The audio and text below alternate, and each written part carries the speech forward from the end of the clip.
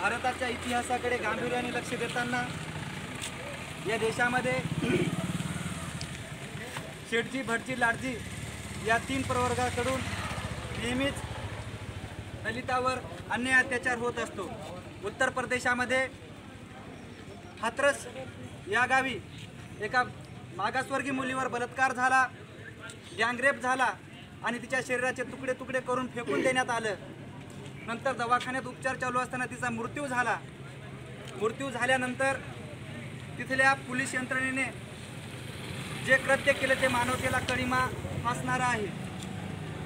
त्या पोलीस यंत्रणेने त्या मुलीचा देह त्यांच्या घरच्यांना न सोपवता तो देह अर्ध्या रात्री त्या देहाची विल्हेवाट लावली, जाळून टाकण्यात आलं।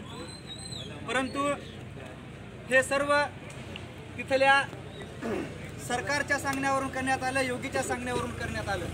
म्हणून या योगीचा, तिथल्या सरकारचा, तिथल्या पोलीस यंत्रणेचा मी या ठिकाणी जाहीर निषेध करतो। मित्रांनो,